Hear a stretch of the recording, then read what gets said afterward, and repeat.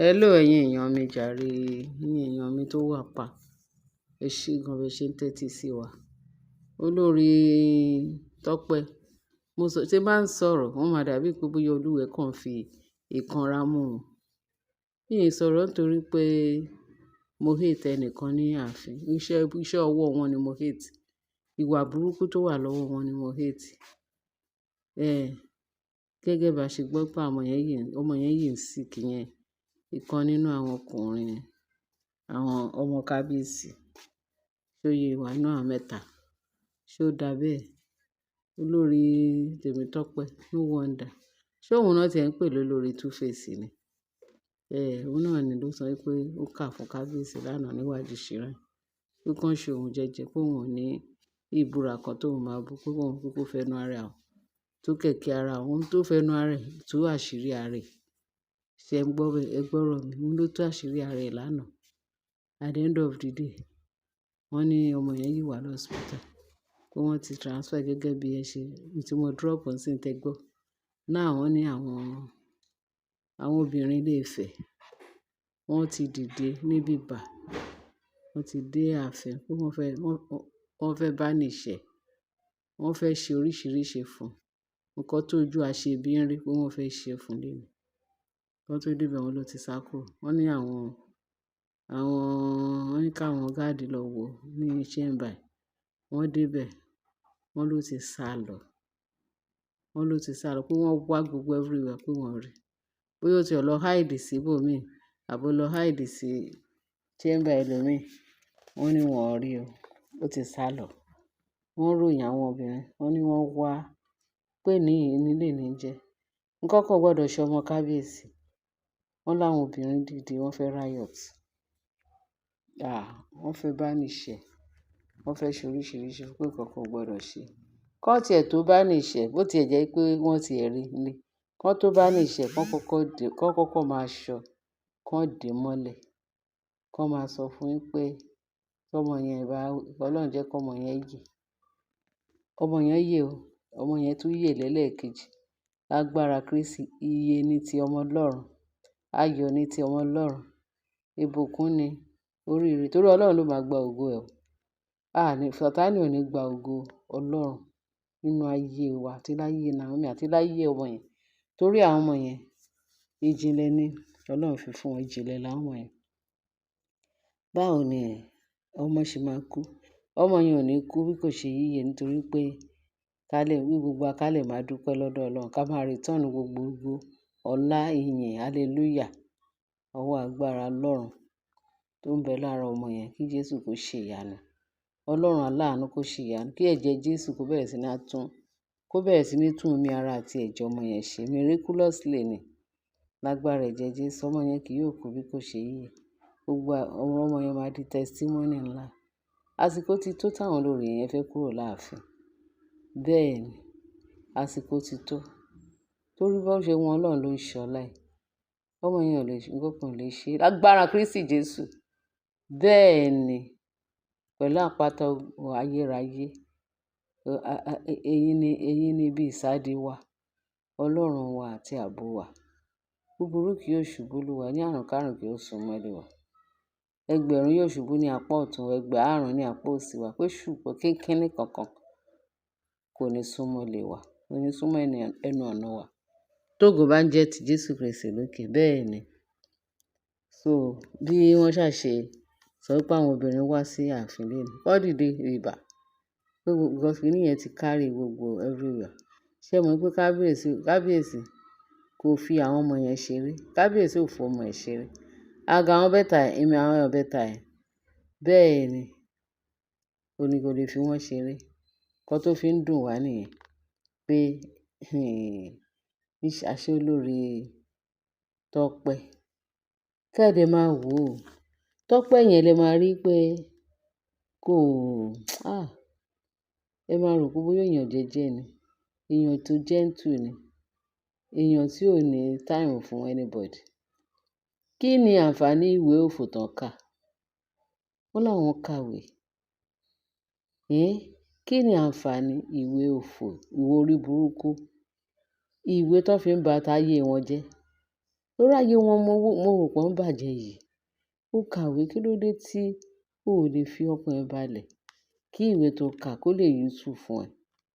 Ó kàn lọ ka ìwé láti jìyà lásán nílé ìwé. Ẹ mọ̀ pé ìwé kíkà kò rọrùn, kò easy.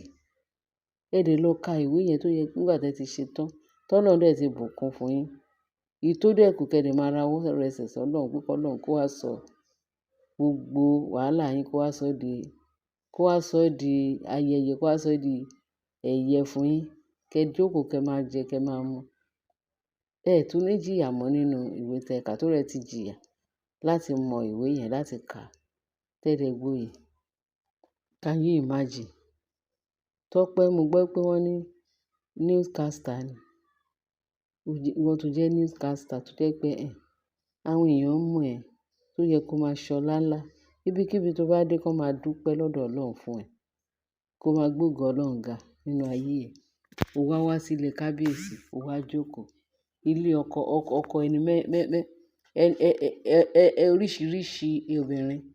Ìwọ wá lọ jókòó. Báwo ni, ṣé ìwé tó kà òun ló wá sún ẹ débẹ̀ yẹn? Pé kó lọ máa jìyà nílé ọkọ. Ìyà ni mo rí. Ẹ lẹ́ lọ sílé kábíyèsí. Ẹ lọ jìyà. Ẹ dìrọ̀ ọmọkùnrin ọ̀kan péré. Kí lẹ̀ ń wá? Kí lẹ̀ ń wá? Tọ́lọ́run ti yan ọkọ yín fún yín. Tẹ́ bá mọ̀ pé ẹ̀rí ṣe ń bẹ nílé ọkọ tí yín tẹ̀ wá. Ẹ dẹ̀ jókòó yín. Ìwé yín tó yín. Ọlọ́run á tún rán olùrànlọ́wọ́ ńlá fún yín. Kẹ́ dẹ̀ máa sin Ọlọ́run bó ṣe tó àti bó ṣe yẹ. Àṣé ìṣẹ̀lẹ̀ dúró ní ìdúró pé kí a máa bá tọkùnrin ọlọ́kùnrin jẹ́. Kẹ́ máa bá ayé aláyé jẹ́. Báwo láyé tí yín ṣe fẹ́ dà? Ayé tí yín lẹ ti bàjẹ́ yẹn. Ẹ ti bàjẹ́. No wonder. Tó lọ sá fún ọmọ 5 months. Ọmọ 3 months náà ló sá filẹ̀ tó sá wá sílẹ̀ kábíyèsí wá fẹ́ kábíyèsí. Aṣọ lójú kòkòrò, ó wà desperate. Ayayayaya. Ó wà desperate burúkú. Apààyàn dẹ̀ ní ẹ pẹ̀lú. Ìwọ tó ṣe bẹ́ẹ̀ fún ọmọ ẹ̀. Ọmọ tó mu yàn. Ó dẹ̀ já ọyàn lẹ́nu. Torí pé ó fẹ́ lọ cash nǹkan kan lọ́dọ̀ kábíyèsí. Ṣé o dẹ̀ rí kiní náà cash? Àkóbá àdábá. Àkóbá ìwọ nìkan pé ìwọ ló dá ara ẹ̀, kì í ṣe pé ìwọ ló kó bá ara ẹ̀, kì í ṣe àdábá. Ìwọ ló kó bá ara ẹ̀, kì í ṣe àwọn èèyàn ló kó bá ẹ̀. Ìwọ nìkan ló fọwọ́ ara ẹ̀ fà. Àdúrà tó máa gbà ni pé kí nǹkan kan má ṣe ọmọ. Máa gbà ó, torí ayé ẹ̀ ti bàjẹ́ tán. Tí nǹkan kan bá ṣe ọmọ yẹn. Kò sẹ́ni tèmi ò like. Ṣùgbọ́n ẹ̀ṣẹ̀ tó wà lọ́wọ́ ẹ yẹn ni mo fi torí ẹ̀ fún ẹ ní gbogbo àwọn ọ̀rọ̀ tí ò ní tán lẹ̀ fún láyé ẹ̀. Ó fẹ́ pa ọmọ ọlọ́mọ. Ọmọ ẹlẹ́jẹ̀, ọmọ tuntun jòjòló ẹlẹ́jẹ̀ tútù.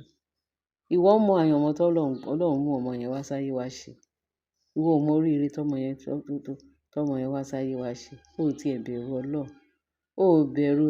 Ó bẹ̀rù spirit tọ́mọ yẹn gbé wáyé. Pé ọmọ yẹn lè ṣe. Ó lè pa ẹ́ dànù at any moment in time. Gbàdúrà pé kí nǹkan kan má ṣe ọmọ yẹn. Ẹlẹ́dàá ọmọ yẹn dẹ̀ máa fi ìyà jẹ ní nǹkan tó lérò tó sọ pé ó fẹ́. Ká má tí sọ pé ìyẹ́ ò ṣe, ìyẹ́ ò rò. Wọ́n lójú ọ̀run tẹ́ ìyẹ́ fò láì fara kanra. Ẹ wo bí ilé kábíyèsí ṣe tó yìí. Kábíyèsí yẹn dẹ̀ nífẹ̀ẹ́ yín nítorí pé ó lójú kòkòrò obìnrin. Ṣé tìtorí ẹ̀ wá fẹ́ fi torí ẹ̀ pa Naomi? Naomi ò ní kẹ́ má jókòó. Naomi ò ní kẹ́ dìde. Kò ní kẹ́ kí tó bá tẹ̀ ní kẹ́ sún. Ó dà wọ́n ti dé sídìí ẹrù o. Dídé tó dẹ̀ dé sídìí ẹrù kò dẹ̀ bá yín wí, kò já ń pátá. Tẹ́ bá kí á dá yín lóhùn. Tẹ́ bá pè á dá yín lóhùn. Tẹ́ bá bá ṣeré á bá yín ṣeré. Ẹ̀yin nìkan náà lẹ́ victimize. Bẹ́ẹ̀ ṣe ń victimize, gbogbo èso ẹ̀ lẹ́ tún victimize. Gbogbo ẹ̀yin tẹ́ ń ro Naomi ní ààfin. Ẹ ní ṣe rere. Lágbára Kristi Jésù. Ẹ ní ṣe rere. Ẹnikẹ́ni òun. Èmi ò yà ẹnìkan sọ́tọ̀. Ẹnikẹ́ni, whosoever it may be.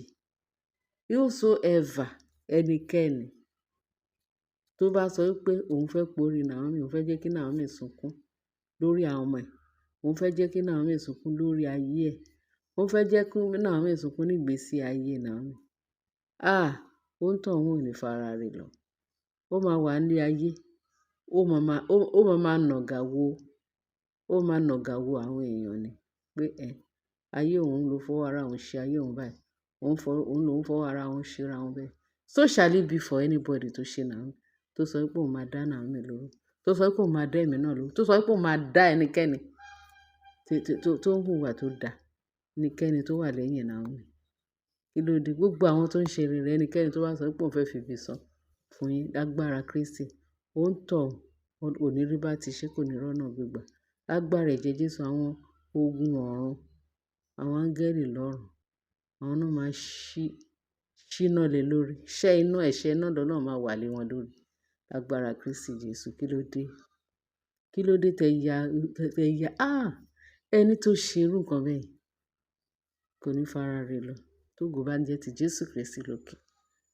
Amen in Jesus' name. Thank you, Father, because you have answered. And nothing shall befall this girl, this boy, this baby shall prosper in the name of Jesus. Dr. Jesus, Lord, heal ọmọ yẹn. Go and heal that baby in the mighty name of Jesus. Go and change all the blood. Change the blood and renew the new blood to the baby's flesh and the baby's life. In Jesus' name, take perfect control.